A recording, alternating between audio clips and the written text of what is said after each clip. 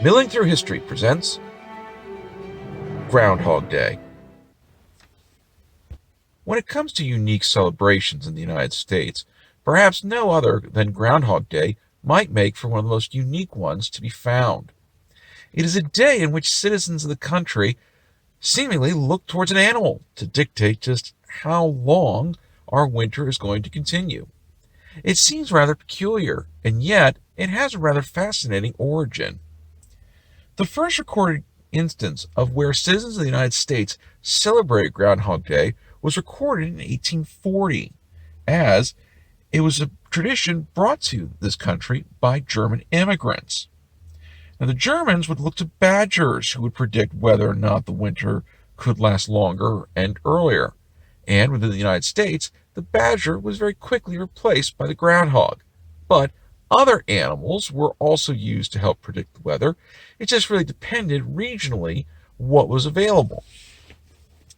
The most notable location, though, was Punxsutawney, Pennsylvania, who began to celebrate annually their Groundhog Day in 1887. Now, the local Elks Club was responsible for the creation of this event, which soon began to take on a great deal of popularity by the turn of the century. Now, early festivals for Groundhog Day included having a groundhog hunt, but this very quickly fell out of practice, as many people didn't like the idea of hunting down the animal that was trying to predict the weather, but instead coming just to see what the prediction was. Now, for the festivities of Groundhog Day, Punxsutawney is rather unique, as for quite some time it became known primarily around Pennsylvania, but even nationally it kind of became a little bit of a kitsch thing. However, prior to the year 1993, the largest crowd which would ever gather for Groundhog Day would be around 2,000 people. And yet 1993 would see the biggest change occur. It was that year that the movie Groundhog Day, starring Bill Murray, would come out, and people would learn about this rather unique event found in western Pennsylvania. As a result, no sooner did this go ahead and occur than the attendance for Groundhog Day celebrations immediately shot up. The first year saw 10,000, and at its peak, it has reached 40,000 people. Now, for a small little Pennsylvania town, which really only has less than even a tenth of that number show up as actual citizens, it's amazing to think that one film would have such a huge influence on a celebration which, for the most part, most people didn't even know occurred. And yet the film itself has certainly become a classic, as people annually watch this movie about a weatherman whose cynicism and general disdain for life itself turns around because he has to relive the same day over and over again. Now, uniquely, the groundhog was actually never named Phil from the beginning.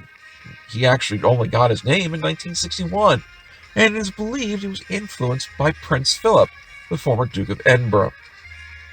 In addition to this, even the people who are involved with the festivities have a great deal of fun with it.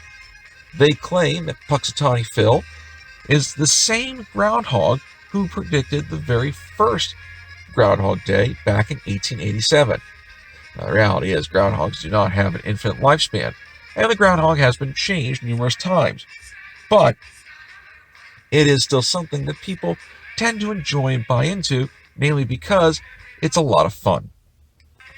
In addition to this, a live video camera was recently added into the Groundhog Day celebration so that people can watch the groundhog as he prepares to go ahead and make his prediction. There are those who like to point out that putting all of your faith in a groundhog for your winter weather is a bit of a bad idea. After all, he is a rodent. However, what's rather unique about the predictions of Punxsutawney Phil and other animals who claim to go ahead and predict the future of the weather is that their accuracy rate is, oddly enough, almost on par with human weathermen. Now, this isn't to say that you should only focus your attention on the animals when it comes to predicting weather. The reason why the accuracy rate is so unique is that it all depends on how one were to look at the data which is collected. The successful prediction rate of Punxsutawney Phil has been rated to be anywhere between 28% and 70%. The lower percentages come specifically from short-term analysis, where only a handful of years are actually looked at, while the higher percentage of 70% is looked at based off of a longevity range, where as much data is collected. But part of the success can also be attributed to exactly how one defines an early spring. Example: what temperature do you believe is actually an early spring? For some, the marker is at least a consistent range of days where it is 40 degrees or higher between February the 2nd and March 21st. If the majority of those days are over 40 degrees Fahrenheit for a daily high, then yes, spring is coming early. If, however, the majority of those days have temperatures below 40 degrees, then arguably winter is lasting longer. So it comes down to where you define that high temperature mark. If you say you want 60-degree weather every day starting on March 1st, you may be severely disappointed and think the groundhog's wrong. But if you keep the temperatures more in line with a general warming trend, then yes, the groundhog's right. But regardless of how one looks at Punxsutawney Phil and his ability to predict the weather, it is undeniable that it is a tradition that many people enjoy, and it brings everyone together for a spirit of fun and camaraderie. And so perhaps we should let Phil Connors finish this video off as he explains the importance of Groundhog Day and being in Punxsutawney. All winter bleak and dark, bereft of hope. Yet we know that winter is just another step in the cycle of life. But standing here among the people of Punxsutawney and basking in the warmth of their hearths and hearts, I couldn't imagine a better fate than a long and lustrous winter. From Punxsutawney, it's Phil Connors. So long. For more information, please consider these suggested titles. Be sure to click on the left-hand side of the screen to subscribe to our show, and on the right-hand side for our latest episode. And we will see you again for the next episode of Milling Through History.